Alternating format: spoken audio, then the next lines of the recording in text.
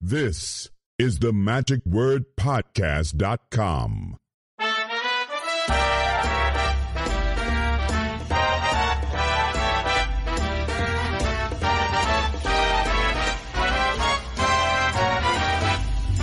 Hello, this is Scott Wells for the MagicWordPodcast.com. This week's episode is brought to you by the Friends of the Magic Word. Those are the ones who, through their financial support, keep this podcast going week after week. We want to thank each and every one of those who have made a pledge or have given a donation from time to time. And we also encourage all of you who have not yet supported us in any financial way. If you have the ability to do so, please go to the MagicWordPodcast.com and you can click on the tab that says Become a Friend of the Magic Word. You'll see a little video there, kind of maybe outdated. It was a little bit earlier video of me, but telling you why it is that we do earnestly need your support, and thank all of those who have helped in the past and who are continuing ongoing through PayPal and through Patreon.com. This week we've got a really interesting and quite different kind of conversation. In the past, of course, we feature episodes where we have one person that talks and tells a lot of stories, and we just kind of sit and have a great conversation between friends. And this is a conversation, actually, that is something that was presented at the Magic at the Beach convention last fall. Charles Bach had put together this convention and had a few of his friends perform and also put together this panel discussion. It is really something he had tried before and it worked so well, he said, let's try this again, and it's called Tales from the Road. The idea being that everyone who has been performing at some time or another has had something that has gone wrong, and so he asked if they wouldn't mind sharing some of those stories. And this particular podcast, I know, is enjoyed mostly for the stories that magicians share that are quite candid, and also some horror stories that have gone wrong. Back around the turn of the century, I was contacted by Celeste Evans, who was putting together a book, and it was going to include a bunch of, quote, horror stories by different magicians, and wanted to know if I was interested in helping to publish that. At the time, I had too many projects going on and was unable to assist her. And also, I was thinking at the time, how many real stories would people be willing to share? In other words, if something really bad happened, I don't think people would like for other people to know about that. As I don't think magicians would like for other people to know about some of their shortcomings or their failings. They might tell the second worst story, but not necessarily the first and best worst story, if you will, if you know what I mean. So I kind of felt like people would be holding back a little bit, or they wouldn't really be open and sharing to this. So I thought it would be an okay book. But she did release a book in 2008 called Has This Ever Happened to You? I believe it might still be available and you can find from some magic bookstores. I believe it's in paperback then as well. But anyhow, as I said, Charles Bach had decided to put together this panel to have people tell some stories. And there are some wonderful stories that are shared here. And let me also say, we had a little bit of a problem with the microphones and also with the recording of this. I had the full approval from all of the guests who were sharing their stories and from Charles Bach, who was producing the convention, to record all of these. And they were doing their best in order to allow me to get this recorded, but one of the microphones wasn't working and I had to amp up the volume a little bit. So anyhow, the quality of this particular recording is not what I would prefer for it to be, but you're still going to get to hear the stories from everybody. And it begins with John Chirac as the host, and he starts off with a story. And by the time that they had flipped on the microphone to record this for me, he was already into his introduction of this story. But you don't miss the story itself. And thereafter, there are others who share their stories. John introduces Eric Buss, and then Dan Harlan, Carrie Pollock, Charles Bach, and Greg Fruin. And stick around, because after that we've got a few more actually that I went outside of the convention theater and asked these gentlemen if they would also share some of their stories. And so there are three more people towards the end of this podcast who also share some additional stories. So stick around for that then as well. But this again was recorded in 2023 at the Magic at the Beach in Myrtle Beach at the Charles Bach Fox Wonders Theater, which is a great place, by the way, and a great convention. We certainly had a great time. So I know that you're going to enjoy these stories, and I thank you very much for your time and attention. So please welcome all of my guests who are actually on the panel discussion here this week, hosted by Mr. John Chirac, here on The Magic Word.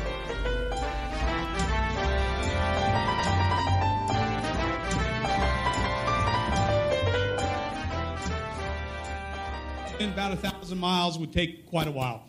Well, Mary, my wife, was in law school, so I was driving out by myself for a winter run. She was going to finish her test and then fly and meet me. So I'm driving with my van full of illusion props with the birds, and I got a gig at Magic Eye, and I'm excited to go. On I-10, just 50 miles past Fort Stockton, which is West Texas, in a really beautiful area. Somebody's been there. So 50 miles past West Texas, doing 80 miles an hour down I-10. There's a deer in the middle of the road, and I hit it. And I don't mean I hit it. I mean I hit this deer really hard. I was going too fast to swerve and stop. I hit the deer. It smushed in the front of my car. I controlled the vehicle, so I did not get hurt, but the front of my car was really bad, and the deer, not so good either.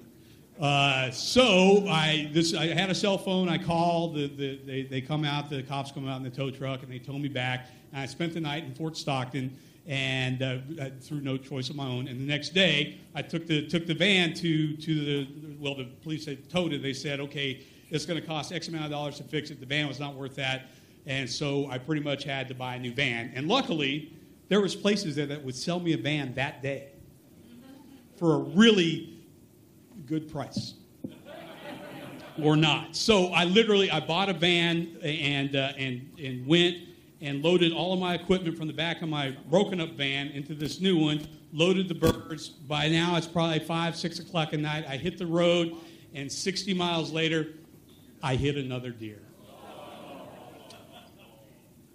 You can't make this up. Now, the second one was not as bad. This deer, they tell you the deers freeze in the headlight. You've heard that? The deer, deer freeze. No, they run towards the headlight.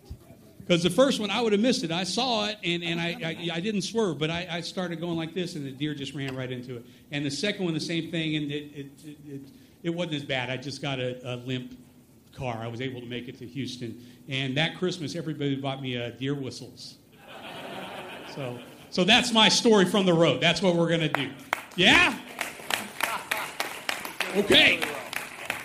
So I'm kind of happy to host this because, like I said, all these guys are my really good friends. You ready to go, Eric? This is cool. Now, Eric is from Tucson. I'm from Tucson, Arizona. Eric grew up in Tucson, went to Saguaro High School, where my kids currently attend. That's kind of what it's worth.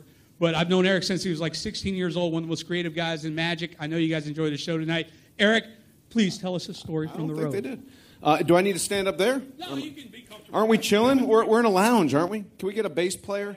Where's Penn? Play some bass. Like John said, not everything goes as according to plan, and we all want to kill all the time, and usually you'll have a group of magicians, and they'll all tell you how awesome they are. What? I know, weird. I'm here to tell you it's not the case all the time. And I was doing a comedy club. It was in Bellingham, Washington, many, many years ago. A one-nighter, which is a horrible way to start off. They're not fun gigs. I'm setting up my props, and about 4 p.m. in a bar that's going to host a comedy club. If you don't know comedians, they show up 5 minutes before they walk on stage. Magicians got to be there early. The place is dead. It's empty. Manager walks by. She says, who are you? And I said, I'm a magician. I'm in the show tonight. And she says, well, it's a comedy show. I said, yeah. And she said, are you funny? And I said, yeah. And she's like, okay. And she just walks off. She didn't know me because this show was booked by an outside agency. The whole thing done by an outside agency. The hosts, the people in the club know nothing. So about an hour goes by. I'm still setting up. Some people trickle in. And 2 pretty much drunk frat boys bust through the door, laughing at each other. They're kind of wrestling. They're like, what's going on in here tonight? And I said, comedy show. You guys should come. And one of them says, are you funny? I was like, why are they asking me this? This is weird. I said, yeah, I am. They're like, great, we'll come back. And then they bust out of the door. I'm thinking, why did 2 people ask me if I'm funny? Holy crap, I better be funny tonight. So the show starts, and the crowd is a little rough from the beginning. They're college students, and if you don't know college crowds, they don't know what's funny yet. They're too young, and they're embarrassed to laugh at everything, and they're too politically correct, so college crowds are typically horrible. So it comes to me, one guy comes out and says, do you guys want the clean show or the dirty show? And they say, dirty. And he says, do you want the dirty show or the twisted show? And they say, twisted. And then he launches into really, really dark humor, and he loses them immediately. He let them vote, and they didn't like him. Well, then they bring up me. And I'm doing my little thing, do-do-do. They're kind of clapping at the magic, but they don't know what to think of me. There's a bachelorette party out there, so I decide to bring the bachelorette up on stage to help with a trick. No flirting, just to help. And I think, well, that whole table is going to be on my side if I bring her up. I bring her up, and she's acting like I have leprosy. And she does not want to be helping, and she does not want to be close to me. And she's picking a card, and I'm thinking, this is going horribly. So then she goes to sit down, and I still have 20 minutes left in this show, which is the longest 20 minutes ever. And I keep thinking back to these people asking me if I was funny. I'm like, God dang it, it's their fault. They jinxed me. Well, finally, I'm performing what was a very popular routine many years ago. Still, some people might still do it. Kate and Edith, written by, that guy, Kerry Pollack. I used to do it with Barbie dolls as a puppet show. And I had a seance hand, fake hand, so the Barbies would be moving. And it was this, trio of Barbies doing silly stuff. And it was all rhyming, innuendo. And there's a pause. Well, there's many pauses. But because it was a poem, you kind of have to keep with the rhythm or you're going to forget where you are. And then you got to back up, figure out where you are in the rhyming scheme. So I'm doing this, and then there's silence. And a guy from the back of the audience goes, "Go home." And I just cringed, and I looked out into the darkness and said, "Trust me, I can't wait." And the whole crowd was with him, not me. I think I lost my place in that, put it away, got my last prop out, finished blind to the audience, got off stage. The sound guy who was unhooking my sound system kind of handed it to me. He's like, "Yeah, here you go, man. See ya." I walked out with my tail between my legs. It was the worst show I've ever had. But I learned something that night because the last comic got on stage and he said, "Wow, you guys don't know what you want. That first comic gave you a choice. You didn't want the twisted humor. You didn't like the opening act." And he said this. He said, "You hated Mr. Magic." Well, guess what? I've performed for the troops in Afghanistan. I've performed in Harlem for all black crowds. You guys don't scare me a bit. Here comes the first joke. And they loved that guy. And I'm still looking to get that confidence. I haven't gotten it yet, but there you go. You got to perform with confidence. I'm done. You don't have to worry about me talking the rest of the convention. Wait till I get that mic. Think he's booming? I don't need a mic.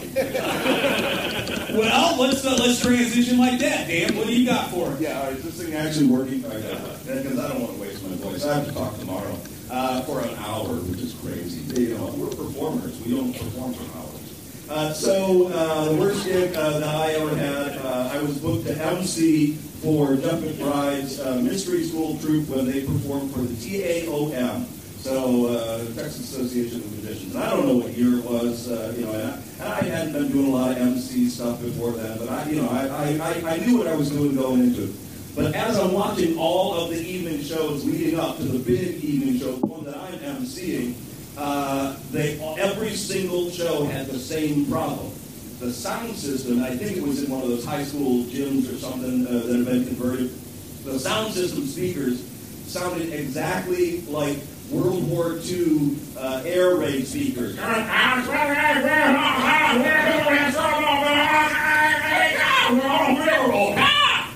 then the person would wait for a response from the audience.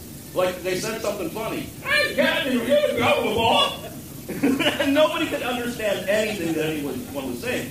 So I knew I was going to be fighting an uphill battle as a verbal act, So I was speaking, properly and trying to get the mic in the right place and trying not to get this weird feedback pattern. And everything was going really well. And the show's going fine. And then I'm doing one little MC bit in between the acts. And, for the mystery school, they don't care. It's all visual. It's all music. It's all fine, right? But I have to speak.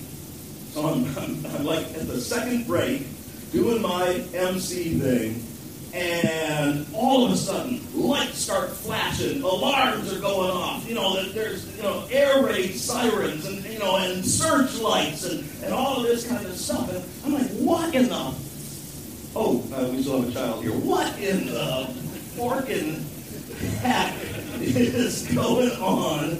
And that's what I basically said into the mic. I said, look, it's the time of the night where we turn this place into a disco. So if you're into dancing, now's your chance. Listen to that wonderful beat. And I'm doing all this kind of stuff because no one backstage is doing anything. I look off stage at the stage manager, and the stage manager looks at me and goes. Right? Like, I have to figure this out. And I'm like, no, you. Right? So I'm trying to, I'm treading water here, trying to keep the show going, trying to keep everybody calm, because I know, the place is basically on fire. It could be engulfing us at any moment. That's the sense that I'm getting. And I'm the only one with a microphone and an awful speaker and all this kind of stuff. It's all rushing through my head. And I'm like, somebody has to make some announcement here and make a determination. Is this a false alarm? Is this not? So I keep looking over and I keep trying to make jokes about it somehow that are kind of getting through. And then one of the stagehands comes creeping onto stage with a note. He comes creeping onto stage with a note. Like as if nobody would notice. As if he had to be discreet. Like nobody knows that something's going on, and so he has to hand me a note, like he's passing a note in class that the teacher is ugly or cute or whatever, how you want to do it. And so I look at him as I'm watching him walk in, and I start laughing. I'm like, you really think nobody's seeing you? And he hands me the note.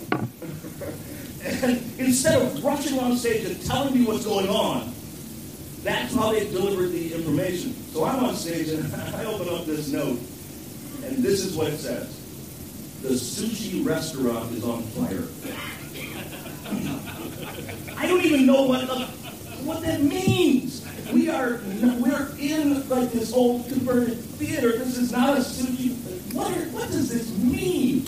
Right? And that's exactly what I say. I turn to them and I go, the sushi restaurant is on fire. This is the information you give me. And of course, over the speakers, right? And I go, what does this mean? And they say, well, we're attached to a mall, a strip mall. And at the other end of the strip mall, the sushi restaurant has a fire. And the alarm system goes through the entire strip mall, so we are affected by the fact that a sushi restaurant is on fire down there. And so I tell the audience, look, you have nothing to worry about unless you want sushi. And I thought that stuff was raw. But that is what's happening. We just have to wait until this stops. And then again, same kind of thing. I'm just treading water with stupid jokes for as long as I can until eventually it took longer. It felt like forever to me, but it only took a couple of minutes, and they were able to turn it off for us. And that was it. Somehow I got through that thing and had a great show. They didn't say yes so much. I was timid. Who wins that game? Yeah. So. Jeff McBride. Carrie, I know you got something funny for it. Now, Carrie is one of the funniest guys on the planet and been a friend for many, many years. What do you got for us? Well, On a quick note, 2 shows I've been in that had bomb scares, evacuated the place. Dogs came in looking for bombs in the middle of my show. And longer stories, but I'll tell my favorite one. And first I thought that was my dad following me around calling in bomb scares. Wanted me to get a real job, you know. I was young in those days. That's got to be him doing that to me. So anyway, I used to do a thing called bathroom magic. It sounds stupid because it was stupid, but it was funny. You remember that? And, me and a volunteer on stage, but it got me a lot of cable TV at the time, and we had urinals on our face, and it's very childish, but it was funny, and it got me a lot of work. So I was going to take it out of my show. I was down in St. Pete Beach, and young Tim, who is now almost 50, who's worked for me for years, I took him with me. He had started doing performing, so I got him the book to open for me in Grand Cayman, and I was working a comedy club in St. Pete Beach the week before. So he went with me. He's all excited. And we go down, and I did that bathroom magic. And part of bathroom magic was while we're on stage, I did a joke earlier in my act about oxygen masks, about flying on the planes and, you know, how bad it is. And then one of the jokes was, in those oxygen masks, they don't need those. You know where you need those? In public restrooms. That's where you need those. So I set that up for the callback later. And then while we're doing bathroom magic, these 2 oxygen masks, even from a hypercinium, would just come falling down right in front of us and hang. So it was a great callback. It was a funny bit. And when I had that idea, it was at Magic Island in Houston. So I was working with Michael Rappa and Mike Rappa, and I can't think of her name, his wife, but very nice people, Dovat. So I had Karen. So I asked Karen, I said, I made this thing and coiled them up, and I hung it, and I just ran a cord over it. And I said, Karen, you know, I don't know if this gag's going to work. I want to try it here. If it does, I'll put a remote control on it. But would you just pull it at a certain time for me? She said, oh, yeah, sure. So that's where I started doing it. And then I put a remote in it, and I was getting ready to leave. And so I had this box, and I did my shows in St. Pete Beach, and then Tim and I had this whole thing where I opened up a big case and 2 toilets would rise up out. It was a whole restroom scene. And that was the early days. You remember that one, right, Dan?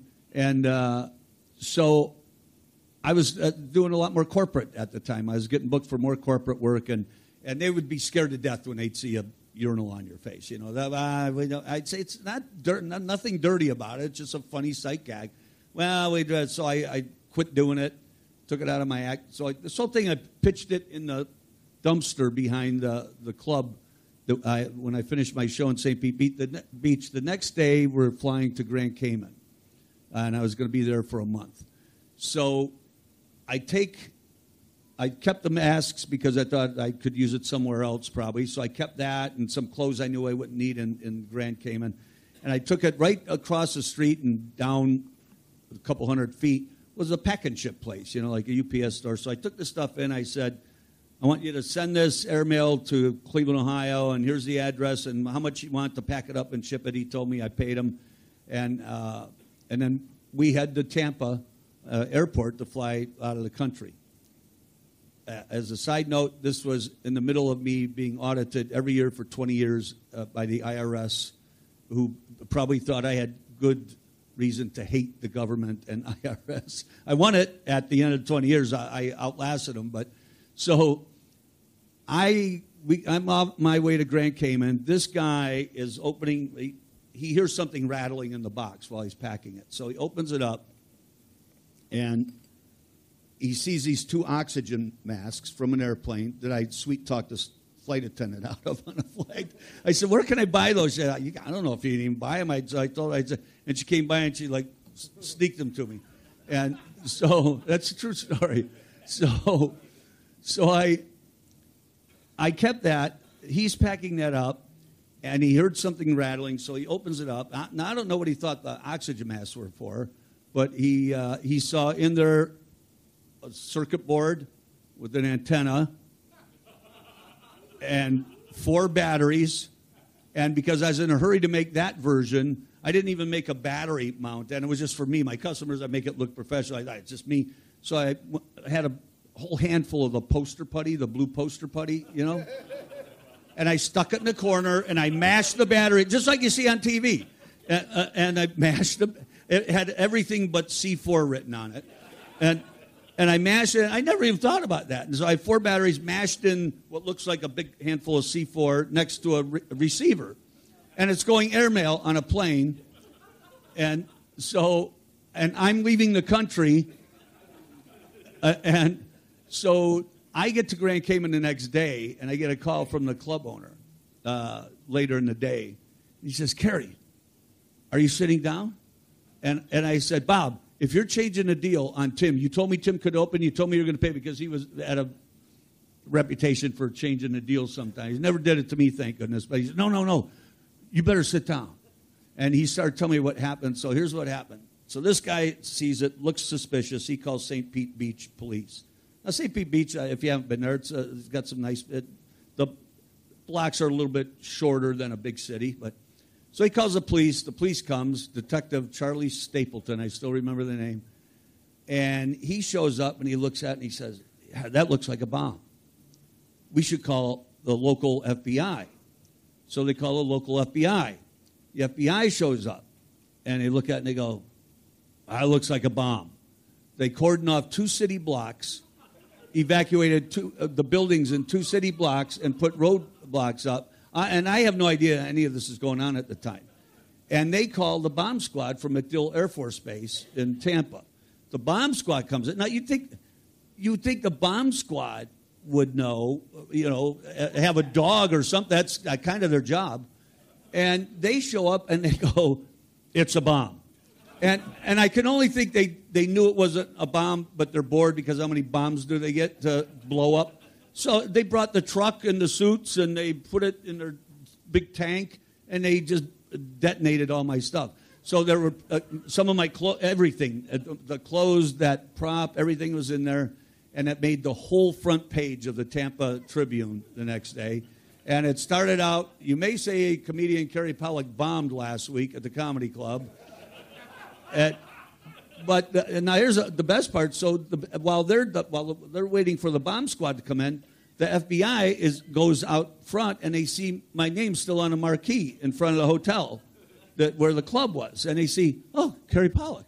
So they walk down there, and they walk in, and Jimmy, the manager who knew me for years, was cleaning up and prepping the club for that night, and these FBI agents walk in and they said, we're looking for Kerry Pollock, and he says, he just left the country. He's on the way to Grand Cayman. So it just keeps getting worse and worse. And now if they even did a background check on me and saw that I was in a battle with the IRS for 20 years, that didn't help. I don't know if they did that or not. So he says, well, why are you looking for him? And they told him, which you wouldn't think they would do that. And he said, well, he tried to mail a bomb. And he started laughing. He says, Kerry wouldn't bomb a plane. I know Kerry. He wouldn't. And they said, no, it's a bomb. The bomb squad said it's a bomb. And he said, it's probably one of his props. I know his act by heart. Do you want me to walk over there with you? And I'll tell you what it is, probably. And he said, no, it's a bomb. I think they were all just having fun with it.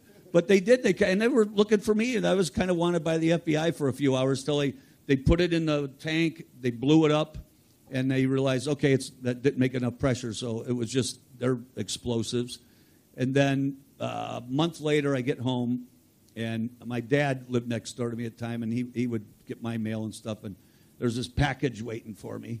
And I open it up, and there was some packing paper, and on top of the packing paper, 3 Xerox sheets. One of them had the names of the detective, the FBI, and the bomb squad, and their business cards in case I wanted to contact them. Another one was the whole front page of the Tampa Tribune shrunk down. This is a guy at the packing place sent it to me after they blew it up. And he put that in there. And then the last sheet, this guy had a sense of humor, the guy at the packing place. He hand wrote, some assembly required. and I'm feeding it. It would just, I went like this, and everything just went between my fingers. It was just pieces of clothing and batteries and oxygen masks. And it made national news. I had friends in California calling me saying, I heard about your thing that was going on. And this happened right during or shortly after they caught the Unabomber And so that was the big joke. Kerry's the urinal bomber because of the urinals, yeah. And it's so that that's my. I have another story.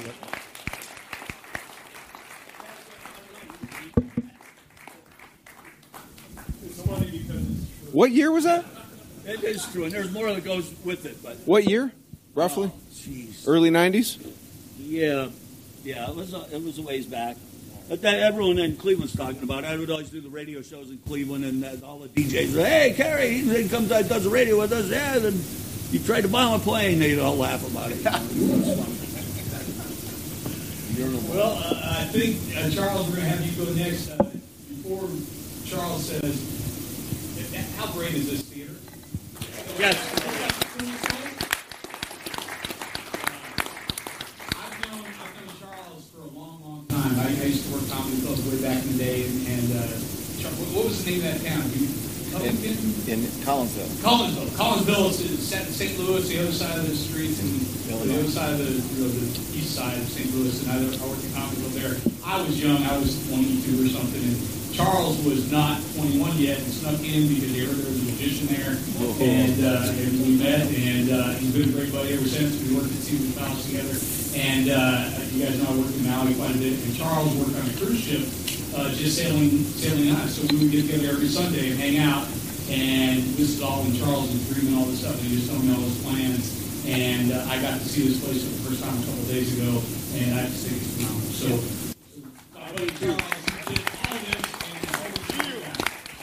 working his butt off. And when you slept here last night, he slept maybe 2 hours in the last week. So he's working hard for you. Charles, do you have a story for us? I sure do. And well, thank you. And thanks to these guys for coming. I asked my friends if they'll come out, and they said yes immediately. No hesitation. They deserve a big round of applause. You guys are fantastic. I love each and every one of you. We're not being paid, are we? There's no money involved. That's right. All right. Well, so my story really did happen in Hawaii. It was my first contract working for a cruise line in Hawaii. They sent me to Hawaii, and I've done ships for 20 years, or more than 20 years now, and I've been everywhere. And one of the challenges of being an illusionist is you ship a lot of stuff. There's a bunch of cases that have to get there, and you're relying on this stuff, making it from point A to point B, which could be halfway around the world, and going through many destinations, many forklift drivers, and many problems, many trucks, and you hope it gets there because you're going to get there on a different flight that is not going with your props, and you hope that they arrive. Well, my first contract for this cruise line was in Hawaii. It was my first time in Hawaii, and my props they let me know that my props were not going to arrive the day that I got there. And the cruise director had just emailed me to say that we want you to go on the first night. We want you to perform the first night. And that does happen. That happens. They want you to perform as soon as you get there. You have to tech really quick and then do your show. And I found out early enough that I could hit a 7-Eleven before I went to the ship.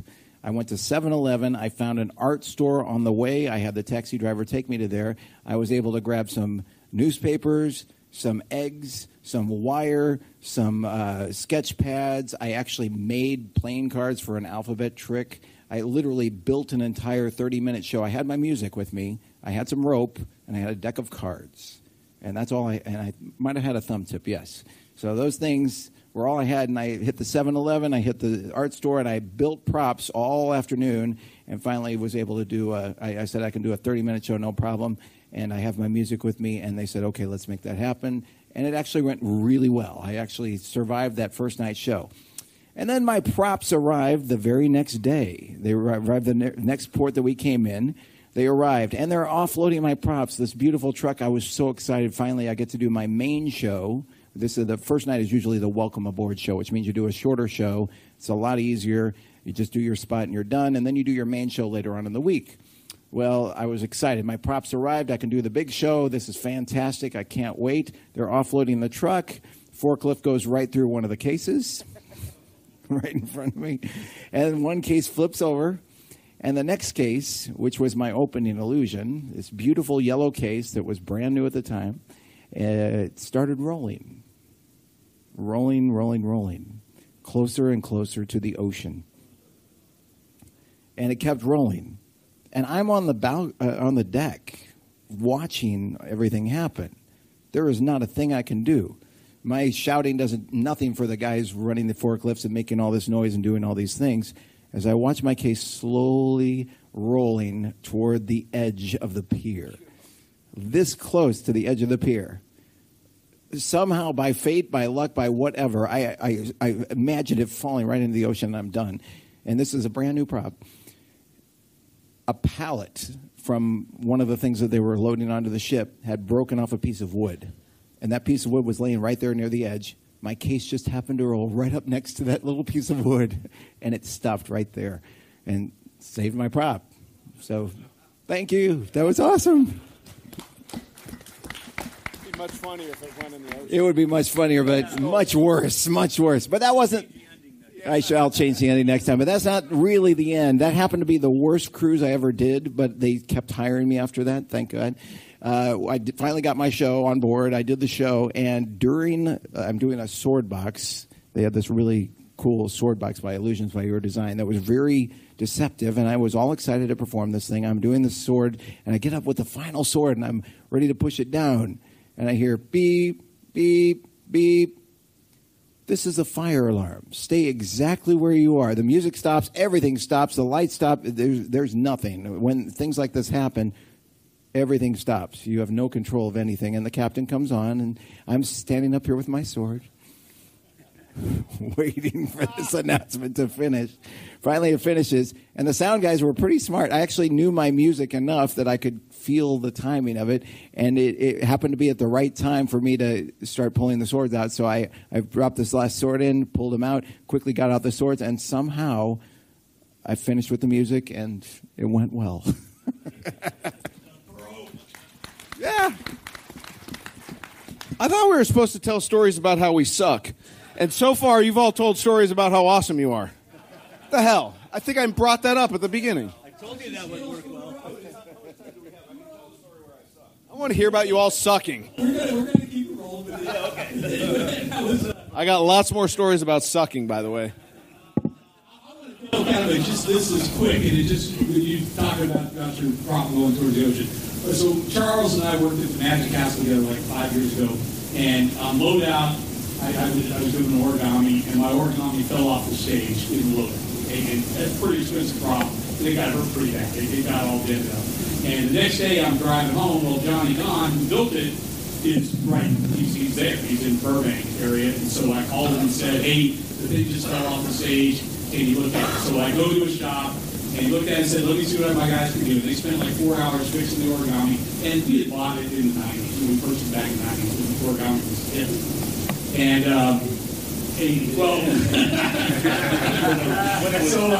so Johnny Don's game, my wife and I had my kids too. We're just hanging at a shop, and the shop's incredible.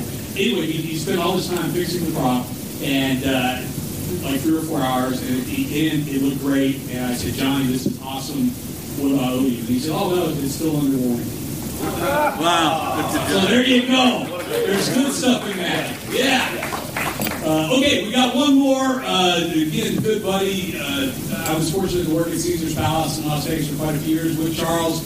We palled around all the time, and right across the street from Flamingo was my friend Greg Fruin, and we all had such great times. And part of this convention is us getting back together and having a good time. And I've heard this story before. Greg Fruin, take the rules. Thank you.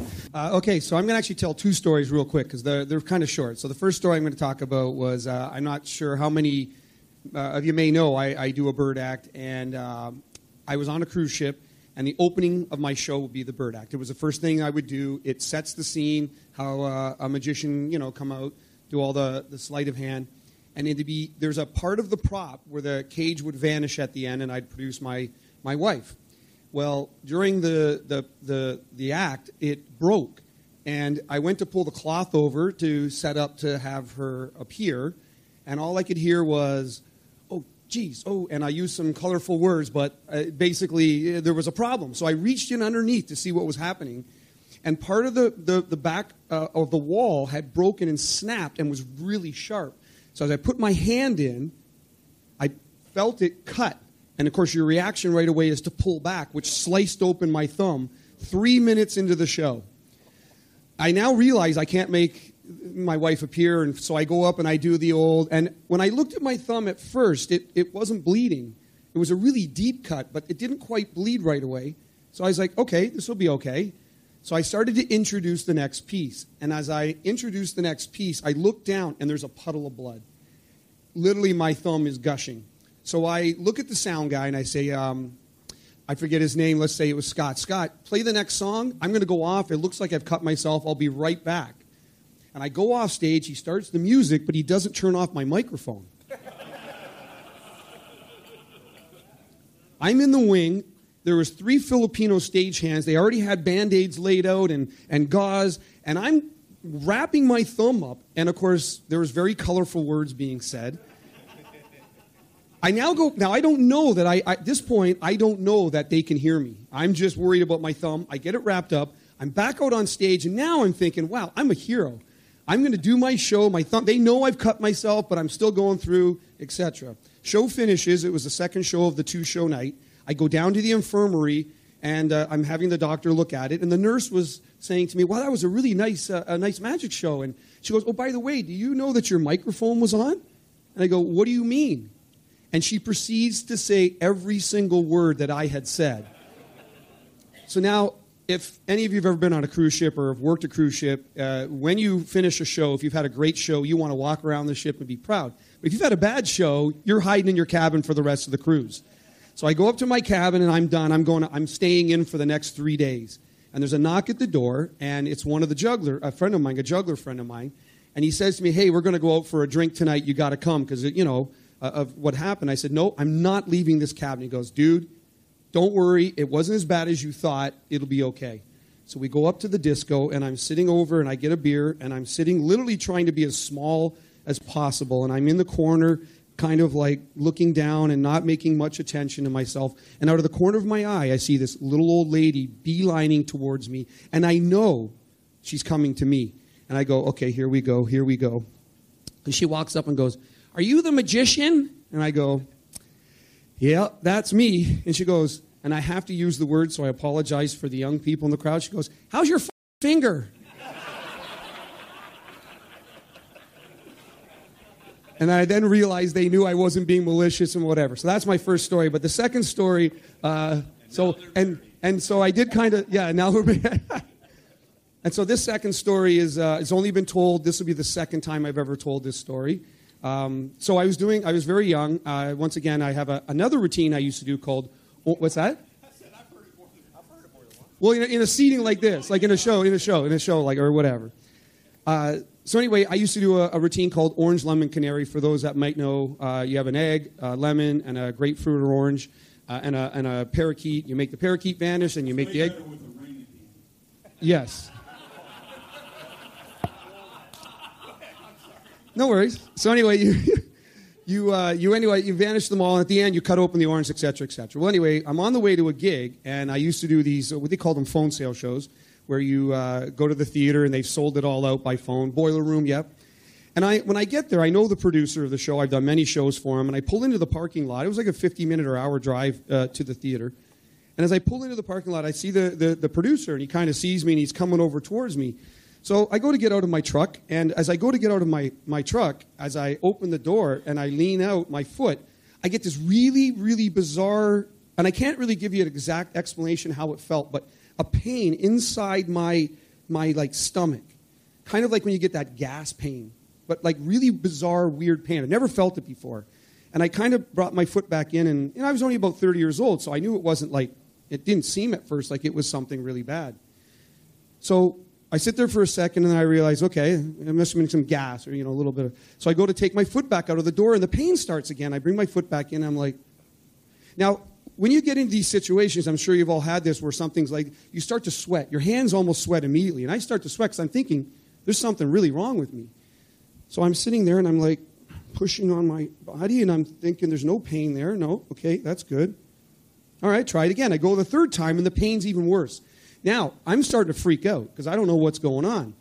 So I bring my leg in, and I'm thinking, okay, what do I do now? This guy's coming. He's almost at the car. And I figured, well, I just got to get out of the vehicle. I don't know what's happening. But so I get out of the vehicle, and I can't even stand up. And the pain was like someone was pulling my insides out. What I didn't realize was, for the Orange Lemon Canary, one of the things you use is crazy glue. And I had a bottle of crazy glue in my pocket. It had leaked in, and it glued my entire testicles and my manhood to my leg. And as I was opening the door and stepping out, it was pulling the insides of my body. I had to be in the parking lot with a pair of scissors cutting my underwear and jeans off of my manhood in front of people that were going to be in the show. So moral of the story, don't put crazy glue in your pocket. Thank you. I hope you guys had a lot of fun tonight. Can you give all our panelists a nice round of applause for sharing these great stories? Woo!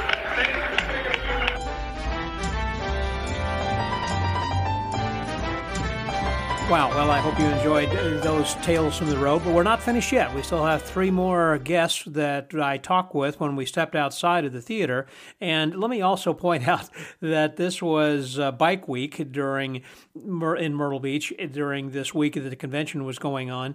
And so during this time we were stepping outside, you can hear some motorcycles revving up in the background. So I want to apologize a little bit for that. And also, again, I want to apologize for the inconsistency and quality of the audio that we had in this earlier part of this. But this next part, I think, is much better, more up to the quality that you've come to expect here on the Magic Word Podcast.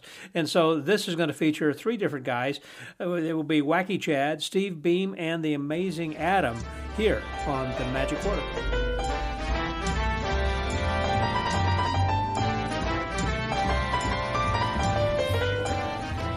So another person who was not part of what you had just heard there, and who was got a story to add, and he also was part of the convention here at the Magic at the Beach, and that is Wacky Chad. So Wacky, you've had some Wacky Chad. Have you had some interesting stories? I guess. Tell me something from the road.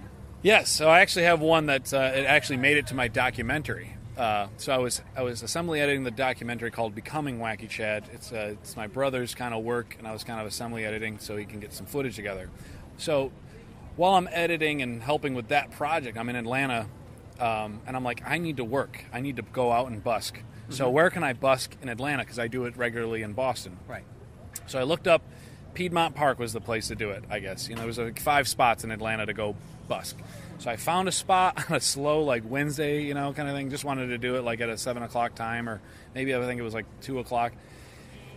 And I had a security officer stop me and say, "You can't be here. You can't do this." And I know that I can. I know that that busking has been through the court system. It is a First Amendment right. You can peacefully protest. If I'm able to basically have a conversation with 3 people, I'm able to basically busk. It falls under that. And so I just really know the law. I know you don't actually need a permit for this, if you're in a public space, right? So I had an argument with him, and he's arguing, "Hey, you can't do this. You're going to get arrested." He was like kind of threatening that. You're going to get arrested. I'm like, well, why don't we get the police involved and see about that? Like, oh, no, you're definitely going to get arrested if you keep busking. Like, you can't ask for money. It's soliciting. You can't ask for money.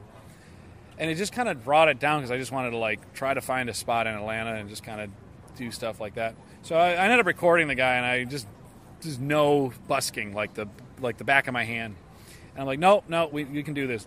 So anyway, there happened to be 2 police officers, walking by, and I kind of waved him down, like I was the one waving him down, arrest the security officer. He doesn't know what he's talking about. But he kind of was bullying me, the security officer. So I waved these 2 police officers down, and I got this all on tape. And I ended up saying, "Hey, am I soliciting? Because you can't solicit. I guess there's a panhandling law or whatever. Or am I busking? Does that fall under the First Amendment right? Because I can sing a song. I need $1. A dollar is what I need, and people can just hand me $1. It's no, kind of thing. But if I kind of annoy people, harass people, I guess there's a kind of that's where the differentiation of it. So the police officer's like, no, anybody can hand anybody any money. There's no law on that. And anybody can say what they want in a public space. So I ended up saying, let me show you. So So the police officer ended up giving me $1 in front of the security officer. Like, hey, here's $1, you know. And we were kind of laughing, like, oh, thank you for the $1, you know.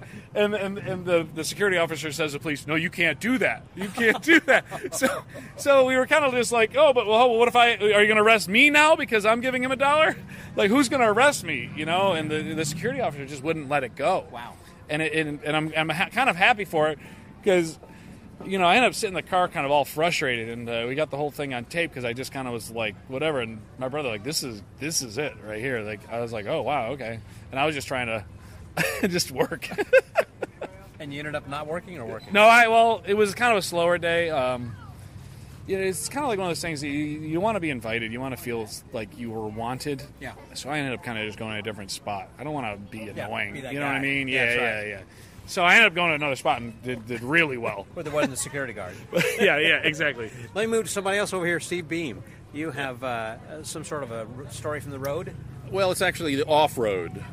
Started out on the road. It ended up differently. I was on a tour years ago, sometime in the 90s. Bob Elliott had booked me for a tour up north. Yeah, north. So I was heading up there, and I got a phone call that Simon Lovell had called him, suggested he cancel my hotel room, and I could stay with Simon. Mm-hmm. So I did. I'm staying with Simon, and Simon says, well, in his garage? No, I had a bedroom, okay. And Wayne Kaiser was on the trip with me. And Simon said, we'll go ahead and I'll take you to the lecture. This will all be great. It'll be a great experience. We can go out to dinner, go out to lecture, etc. So I said, sure. Okay, so we head out for the lecture. He wants to go straight to the restaurant. And I go, I'll feel more comfortable if we check out where the lecture venue is. And it was in Wallingford, Connecticut, which is a very small downtown. And we went, and I think the lecture was going to be at some Moose Hall or some place like that, right in the downtown area. I said, okay, now I feel better. We've seen the place. Now let's go eat dinner. We went to eat dinner, had a quick meal, and then we're heading back. Well, as we're heading back, it is pouring down rain, and perhaps the most rain I've ever seen. And we're headed back into this little downtown area, and they have a 5 points there, where there are 5 options, 5 streets come together. Yeah. And I turned on the one before I wanted, think of it as spokes on a wheel, and I turned at the wrong spoke, and should have gone one more. So as soon as I turn, we all realize I've made a mistake. So I'm driving forward on that road, knowing that I've got to go left sometime. And Simon says, well, there's a place there. Well, of course, when Simon says, what do? You do what Simon says. Yeah. And I couldn't see, you couldn't see the road, but you could see the break in the trees. So I could tell that there was, in fact, a road there. So I turned on my blinker and cut right in there, and all hell broke loose. I mean, it was really loud in our rental car. Well, it turns out I had driven, now that you can see straight ahead, I'm right squarely on the middle of railroad tracks. And I am steel on steel. The wheels are spinning. They aren't going anywhere. And I'm up on the railroad tracks. And we're behind. We're now in the middle of downtown. And we were, I remember I said, Houston, we have a problem. That's all I could think of to say. Something's gone wrong. But we have no idea, because why the big loud sound? And then we figure out, oh, we're on railroad tracks. Okay. And we started laughing. We thought it was funny. So then they got out and they tried to push. Well, it's steel on steel. You're not going anywhere. And again, pouring down rain. So then after about 1 minute, I said, we're laughing about this, but there could be a train on the way. That wouldn't be funny. And then I said, we got to go find somebody to tell, maybe get the cops or whatever. So I know this sounds unbelievable, but look at a map of Wallingford, Connecticut. And I wrote this up in the trap door, 30 years ago. But we came out of the car, and we are at the base of the steps leading up to this giant building, which is the Amtrak building. So we're at the back of the Amtrak building. So we run up the steps, and I go, look, we got a problem, and we got our car out there on the railroad tracks. And, it's a problem. We probably, in case there's somebody coming. And he goes, well, I'll check. And he turns around on his computer, and he comes back, and he goes, oh, yeah, we've got one coming. It's about 20 minutes out. I need to get it stopped. So I said, fine, we'll wait. So he slows it down, and then he says, now, you can't go anywhere until the cops get here. I said, okay, that's fine. We'll wait here for the cops. Well, they took their own sweet time, but finally they showed up. But they weren't there to do anything with us. They were there just to keep us there Because, and by the way, we're literally one block across a small town square to the Moose Lodge where I'm supposed to be. Yeah. But we're there, and I can't leave to go start the lecture, and it's time to start the lecture. And they're saying, well, you can't go till the Amtrak cops get here. Now, I know we'll all sleep better knowing that they have Amtrak cops. So we are there waiting for the Amtrak cops, and the cops are asking me, so why are you here? And I explain everything to them, and I said, I really need to go, and these are your people that you're going to upset. You can keep Wayne, you can keep Simon, and you can keep the car, because it's not going anywhere, because they'd called a tow truck, but let me go. Okay, and they all agreed that was okay. So the cop said, well, show me a trick. So I showed him, a quick card trick, and he goes, yeah, you go ahead, because the Amtrak cops, I got to tell you, they really need to do something about that intersection. They have had a whole lot of people who did exactly what you did just in the last few months. And I'm thinking, well, there's a kernel of knowledge I'm glad I have. So I went over, started the lecture, life is good, until 10 minutes after I start, Amtrak cops show up. They say, we need to charge you, we need to charge you and do all this paperwork and everything, and we need you to watch us do the paperwork. And I'm going, I got a lecture here to do. What do you mean watch you do the paperwork? And he said, well, this is what we're required to do. And I said, all right, fine. So we take a break. We call a break, an early break. This is early halftime. I go watch them do the paperwork. Well, they start doing the paperwork, and after 3 or 4 minutes, and I'm just going nuts because I need to be in the other room, I said, the regular cop, I said, why don't you call your boss and see if you can just let me go do my performance, and then we'll come back and I'll sign all the paperwork and give you your check. And he says, my boss wouldn't like that. And I said, well, I heard that there's a whole lot of people who have done the exact same thing I did, which creates liability. And it seems to me that if that gets out, your boss is going to be filling out interrogatories for the next year and a half. Do you really want him upset with you? I went all Simon Aronson on him, okay? I know people who are attorneys. I can quote it, So I did. I went all Simon Aronson on him. And he finally said, yeah, I guess not. I guess it doesn't make any sense. And I go, exactly. So he lets me go in, do the lecture. I do the lecture. He comes back in, I sign the paperwork, and it was just the rest of the lecture, as you might imagine, every trick involved a train. I mean, it just, I'm a trained magician. Yeah. The word got around, and I think these were the early days of the internet and everything. The word got around, and I'm doing the next several lectures. I'm greeted with toy trains, toy props, coffee cups from trains, you name it. I got a bridge deck of cards, 2 decks of cards in a box that are both trains and stuff. I had enough train memorabilia by the time I hit the house to never be able to forget the story. The little footnote to the story is I'm out in the Magic Castle, 2014. I was going out there to accept an award, and they put me up in the Billy McCombs suite. And I go in, and they got a bookshelf there, and I'm flipping through the bookshelf, and there's Amazing Magic Stories, I think it's called. And I said, well, that'll be interesting. So I pulled the book off, and it was for the general public. And I'm flipping through it, and I see, Simon Lovell. It's got an article in here by him, and I look, and there I am, and it's the whole story. Now, he does tell it from Simon's point of view. Yeah. If you want the factual one, consult the Trapdoor, but it was just interesting. Or this podcast, actually, yeah. Well, in fact, I think it's better if you read along with the podcast, so with the Trapdoor in hand. Yeah, much, much better. In fact, while you're at it, it'd be good if you were sitting on a stack of semi-automatics, just saying. So that was magic from the train magician and off-road experience. That sounds really good. Let's move over to somebody else. The amazing Adam. Tim has a story then also about kind of being on the road. Oh yeah, I was. I don't know if you know this. I was on the stand-up comedy clubs for years, and I had this one trick. It's called Bill to Almost Orange. So. Almost orange. Yeah, I do the whole bit where you burn up the bill, and we have a orange, and we cut it all open, and we open the thing up, and they open up the bill, and they check the serial numbers, and they don't match at all. Bill to Almost Orange. And I go, oh, crap, I saw that on TV. I thought it'd be good. But anyways, so I'm doing this trick, and during the trick, everything falls apart, and I use duct tape to fix everything because I'm a man. That's what we do. We use duct tape. That's what we do. And I have a hatchet that falls apart, and I tape it all together. And I have the guy holding up the orange. He's helping me out. And my line is, I'm going to throw this hatchet, piercing the orange, taking off a couple fingers for a big surprise. And the guy looked out at the audience, and I looked over, and he's missing 2 fingers. True story. True story. Yesterday we did this. So, and no, it's a true story. And so, literally, the guy did this. He saved my butt. He looked out the audience with missing 2 fingers. He showed his hand with 2 fingers missing, and he goes, "I helped him last year too." Oh, sorry. Great story. Great story. Thank you guys very much. Thank you very much.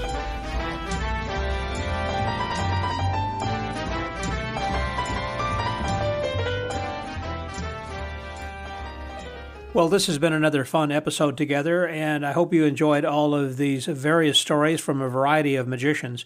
We had done something like this several years ago where we had done Gone in 60 Seconds and talking about some people who had lost some of their magic things from the car that had been stolen, or their cars actually had been stolen, or their trailers full of magic had been stolen. Anyhow, it was kind of an anthology, I guess, of different stories, and so it's been a while since we've last done something like this, and I thought this might have some appeal to a wider group of people who just kind of like to hear a variety of stories from different people, because everyone has their own way of telling a story, and each of you have your stories then as well. Perhaps this might encourage you to share those with your other friends and magicians when you're at a club meeting or when you're out with other magicians and just enjoying something. So these are memories and stories to collect. A couple of last things to remind you to do, and one is to subscribe to the Podletter if you haven't already, so this way you can keep up to date from week to week what we're doing. Also let you know about any contests we have coming up, as well as suggestions from the archives. Also, I would encourage you, if you would please, to leave us a 5-star comment on iTunes or Google Play or whatever platform you listen to these podcasts. I'm sure there is a way of posting your comments on that platform, and it certainly helps our podcast grow and lets others know about us then as well. So if you love this podcast, or even if you like this podcast, even if you don't like the podcast, give us 5 stars. If you can't give 5 stars, then suggest that someone else listen to the podcast, and perhaps they might think it's worth 5 stars. Anyhow, then if you could leave a positive comment, that again helps us just a whole lot. So, until next week, stay well, get booked, and remember to learn from the adventures of others. This is Scotty out.